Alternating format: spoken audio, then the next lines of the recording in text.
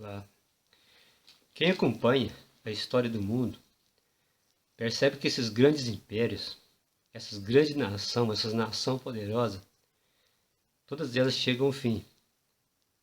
Isso desde a antiguidade. A própria Bíblia fala sobre isso. No livro de Daniel, no capítulo 2, o rei Nabucodonosor, que era o rei de um grande império, ele tem um sonho. Ele sonha com uma estátua. Essa estátua representa os poderes do mundo. E Daniel interpreta o sonho para o rei Nabucodonosor. E no sonho do rei, ele vê que essa estátua, ele vê que uma pedra é atirada nessa estátua. E essa estátua ela se transforma em nada. Essa estátua desaparece. E quando Daniel interpreta o sonho para o rei, Daniel fala que essa pedra significa o reino de Deus. Então Daniel diz assim, em Daniel no capítulo 2, Daniel capítulo 2, no verso 44, Daniel interpretando o sonho do rei, ele fala sobre essa pedra. Mas nos dias desses reis, o Deus do céu suscitará um reino, que não será jamais destruído. Esse reino não passará a outro povo. Esmiuçará e consumirá todos esses reinos, mas ele mesmo subsistirá para sempre. Então essa pedra que é tirada do pé da estátua, essa estátua que representa os reinos do mundo, então essa pedra se transforma num monte, numa grande montanha. E Daniel fala que essa pedra é o reino de Deus, um reino que subsistirá para sempre. Esse reino ele será dado, segundo Daniel, ele será dado aos santos do Altíssimo. Está aqui em Daniel no capítulo 7, aqui no verso 18. Então Daniel diz assim, Daniel 7, verso 18. Mas os santos do Altíssimo receberão o reino e possuirão para todo sempre, de eternidade em eternidade. E no verso 21, aliás, verso 22, Daniel fala também sobre esse reino. Até que veio o ancião de dias e fez justiça aos santos do Altíssimo, e veio o tempo em que os santos possuirão o reino. Então todos os reinos da terra, eles serão destruídos, e se iniciará o reino de Deus. Então essa é a recompensa que espera todo o seguidor de Jesus, que é o reino eterno, o reino que não terá fim. Por isso que a Bíblia fala, ali no livro de Apocalipse, no capítulo 28, ali é dito que, aliás, Apocalipse capítulo 21, no verso 4, ali é dito que não haverá mais morte, não haverá mais sofrimento. Ou seja, as pessoas que herdarão o reino eterno serão pessoas eternas. Elas viverão para sempre em um reino eterno. Então essa é a promessa, a maior promessa para o cristão.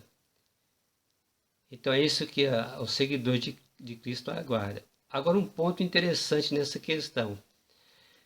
Quando o rei Nabucodonosor tem um sonho com aquela estátua, e que a pedra é tirada sem auxílio de mão, é claro que veio da parte de Deus. Porém, aquela pedra despedaça a estátua, aquela estátua desaparece. Não há mais vestígio desses reinos. Ou seja, não há nenhuma ligação do reino de Deus com os reinos do mundo. Por isso Jesus fala, o meu reino não é desse mundo. E também a gente percebe ali na tentação de Jesus, quando Satanás lhe oferece para Jesus as glórias do mundo, então o diabo ele mostra para Jesus todos os reinos da terra. E o diabo diz para Jesus, tudo isso te darei se prostrado me adorares. Porém Jesus disse para Satanás, vai-te Satanás, porque somente a seu Deus adorarás e somente a Deus dará culto. E também no livro de Apocalipse, no capítulo 14, no verso 6, ali tem um anjo, ele tem um evangelho eterno, chamando todos os povos da terra a adorar aquele que fez o céu, a terra e o mar e as fontes das águas. Por outro lado, Apocalipse 13, ali há um chamado para adorar a besta e sua imagem. E no capítulo 3, verso 15 de Apocalipse, Ali fala que é um decreto de morte para aqueles que não adoram a besta e a sua imagem. Então, adorar a besta e a sua imagem é prostrar perante os reis desse mundo. É como Satanás disse para Jesus: tudo isso te darei se prostrado me adorares. Então, adorar a besta e a sua imagem é prostrar perante os reis do mundo. Está, na verdade, adorando Satanás. Por isso que o anjo fala, Apocalipse 4, verso 6, chama o mundo a adorar a Deus, aquele que criou o céu, a terra, o mar, as fontes das águas. Então não existe nenhuma relação entre os reinos do mundo e o reino de Deus. Então os adoradores de Deus, eles adoram somente a Deus. Eles não se prostram perante o mundo, perante os reis do mundo. Então no momento que nós estamos vivendo da história do mundo, os seguidores de Cristo, eles não estão preocupados com o mundo nem com as glórias do mundo. Estão preocupados em adorar a Deus. Eles estão esperando o reino de Deus, um reino eterno, um reino que não terá fim, um reino que não passará a outros povos, como disse Daniel. Então todos esses reinos do mundo serão destruídos. Então se a gente vê desde o início, a gente acompanha a história, a gente percebe que os reinos não subsistem. E esse reino que existe hoje, ou esse poder que existe hoje, o poder político, esse poder humano, ele terá fim. E começará o reino de Deus. E esse reino é a nossa esperança.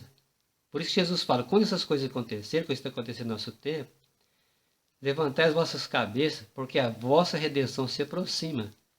Então, está chegando o reino de Deus. Essa é uma grande alegria.